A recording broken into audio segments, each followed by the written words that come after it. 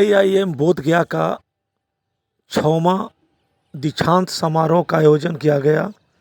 इस कार्यक्रम में देश के उपराष्ट्रपति जगदीश धनखड एवं बिहार के राज्यपाल गवर्नर राजेंद्र विश्वनाथ ओलंकर पहुँचे और छात्रों के बीच प्रमाण पत्र बांटे।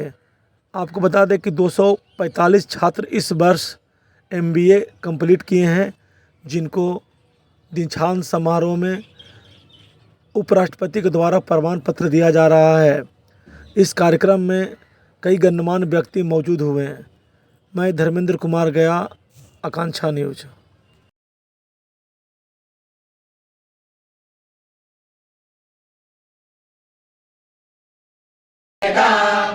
आयतनवान् भवति नक्षत्राणि वा अपामायतनम् आयतनवान् भवति यो नक्षत्राणामायतनं वेद यो सुनामं प्रतिष्ठितां वेद तत्येव तिष्ठति राजाधिराजाय प्रसर्य साहिने नमो वयं वैरे श्रवणाय कुर्महे सामे कामान् कामकामाय मह्यम् कामेश्वरो वैरे श्रवणो ददातु कुबेराय वै श्रवणाय महाराजाय नमः।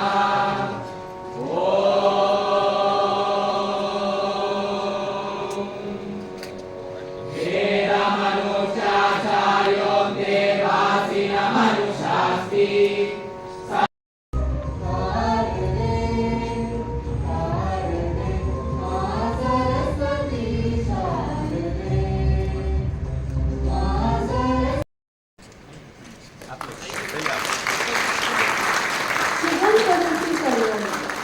आरोग्यम धन संपदा शत्रु बुद्धि विनाश विष्णु गजानन दिनचरणो सेवते ते सूर्य ब्रह्म Shiv. May you all be worthy of it. Thank you.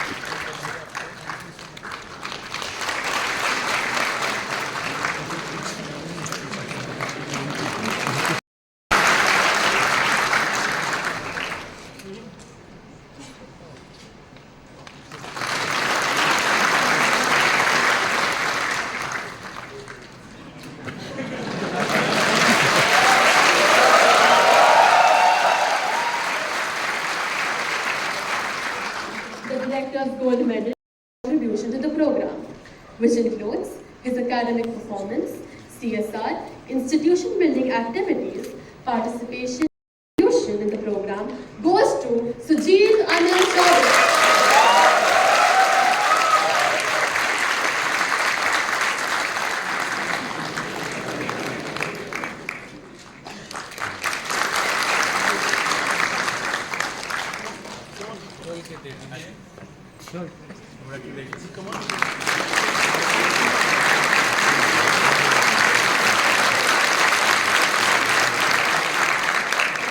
I now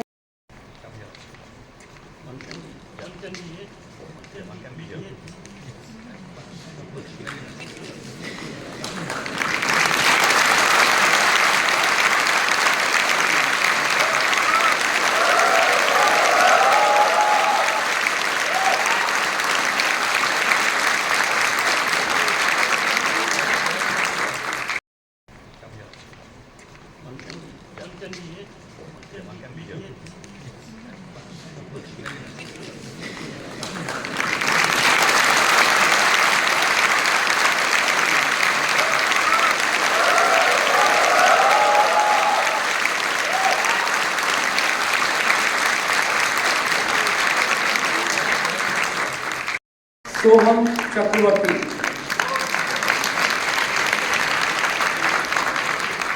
Yuvraj Singh,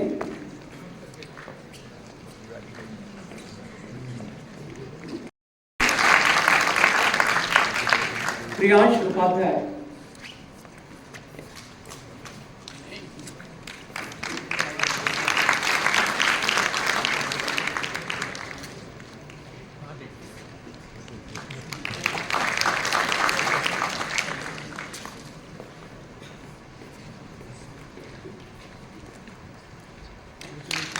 Pallavi Bhandari.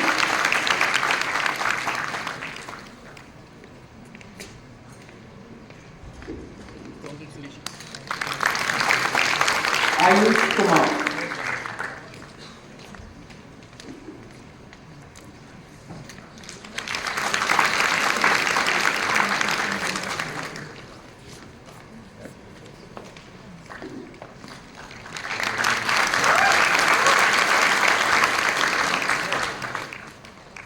Thank you very much, distinguished. Have known me on all the 3 points. Friends, there is another worrisome aspect, and that is reckless export of raw materials. Some people have natural resources at their disposal. There was a time they got limited. If you go to a port in Goa, you will know it. Iron ore being exported. Now what are we doing? We are exporting our raw materials. Now the man who controls that natural resource is making money. He said, why should I make an extra effort? I am making quick buck. I don't have to do anything. But what we are doing is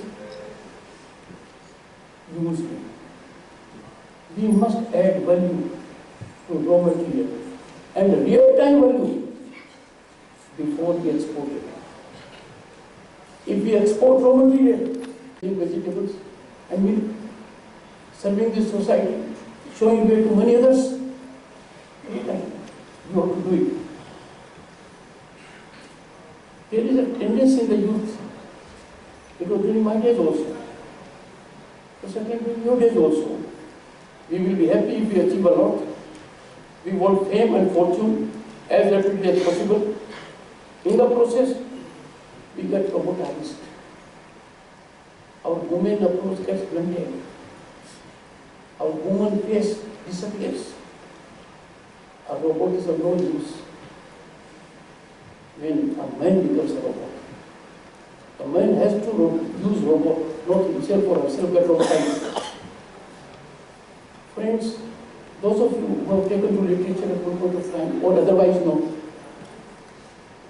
don't fall prey to Shakespearean Hamlet syndrome of to be or not to be.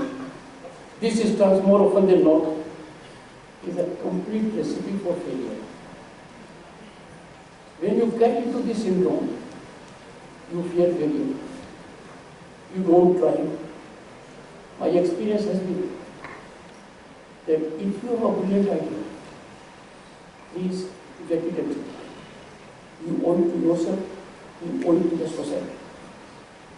One of the finest men in our country at the moment is before you, Chairman of the Quarter. Journey of your chairperson of the Quarter. Friends, journey of your chairperson of the Quarter can be a case study on this point. He made such a choice, and from my perspective, a difficult one in early 1980. Imagine the situation then. Then India was a closed economy and not a shade of economic growth and prosperity we see today. Far from it. In that challenging environment, daunting scenario, ignoring a lucrative job, he had the option to go to a multinational. Then a very pride of let's say assignment. He took his own core and look at, he makes all of us proud. Wherever we go, we hear only one thing. Not only is IIM both there, that his services were acquisition. His services were acquisition on account of his spinal strength in banking world. for an institution that was virtually sinking. If I am not wrong, he was out of the country to get that call. And all he said was, I am at the disposal of the nation. I urge all of you to be harbingers, ambassadors in a kind of a society where you exemplify that there will be scrupulous, meticulous adherence to rule of law. This should be your guiding North Star. And trust me, sleep is fundamental to good health. When you take shortcuts, when you violate laws, when you get away from ethical standards, you can never have sound sleep. You will have sleepless nights. Your health will go down. Keep that in mind. Who are before me? You are the greatest stakeholders in democracy. You are the future of this country. You have to script history for this country. You have to lead the marathon march. And do you, therefore, I appeal, make it a habit. You, the listening minds, that you will always stand for the nation. Always taking nation always first. You can never compromise on that. There are, unfortunately, certain category of people who find it indigestible that India is progressing. Some of them are informed minds. You respect them. Don't respect them because they held a position of power. I am referring to the economic world. One may have been economic advisor to Government of India or governor of a bank. But if it tells you our economic growth can't go beyond 5.5%, question him. You said so, why? You are a knowledgeable man. You are capitalizing on ignorance of people at large. You are trying to spread pessimism when the air is full of optimism. And just imagine, no regret. We had more than 7.5% growth.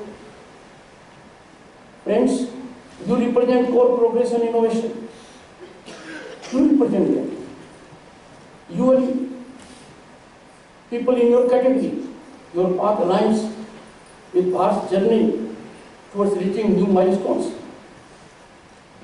We must ever be good listener so that absorbing and sharing of knowledge is seamless. And believe me, none is ultimate repository of wisdom or knowledge. We suffered a system in our country where iconic status was accorded on parameters that are baffling. No longer. Just look to the Padma Awards. There was a time when event management patronage was a passage to Padma Awards. No longer. They are now given to deserving people. That being the situation, you have to go beyond the normal course. If you entertain an idea that with this degree of learning comes to an end, trust me, nothing can be more conclusive than this.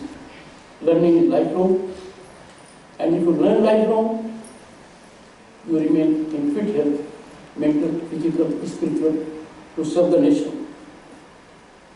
One thing I find, and this is very disturbing, people don't want to listen to other point of view. They want to reject the other point of view for drop of a hat. Now, what can be more painful and challenge to logic and rationality that we don't even want to consider the other point of view? There is no compulsion to agree to other point of view. And trust me, my own experience tells me, more often than not, the other point of view is the correct point of view. If you attended seminars, you would have some illustrious person addressing the seminar. But in interactive session, you would find the one whom you do not know, who according to you has no identity, makes a brilliant point. Each of you is epicenter of making brilliant point and catalyzing big change. I am reminded of a cartoon where the boss was with the core team. I love that cartoon. It defines most of us. The cartoon said, I quote, written there, I'm looking for people who have a mind of their own. And what he says further, I'm looking for people who have a mind of their own and think my ways. Never barter your wisdom and point of view. Make your point known. Even if it's not accepted, there will be a time when someone superior to you will tell you, oh, how I wish I could go by your point of view. You turned out to be wrong. So always go in that direction. Friends, in your future positioning in normal course, there will be compulsive interaction. You have to interact. You will have access to structured platforms and associations. Let me tell you a small secret. When my team finds I'm overstepping time limit, they bring a glass of water. But then this will not deter me here. When this interaction takes place, business, trade, commerce, industry, you will guide. Whatever you have sought, you can't be head of an organization at this age. Because at your age, the head was at your place. So you know where you are going. So make that point known to one and all. My suggestion is that there can be significant positive contribution to our foreign exchange reserves, generation of employment opportunities, and nurturing of entrepreneurship if we become vocal for local and subdesi is promoted. This has a huge future, let me tell you. In a sense, I am persuading you to believe and promote economic nationalism, a facet of nationalism. Just imagine getting massive gain out of foreign exchange because we are importing nowadays. What are we importing? Kites, toys, curtains, furniture, furnishings, and the like. We are mostly importing something is available in this country. And look at the damage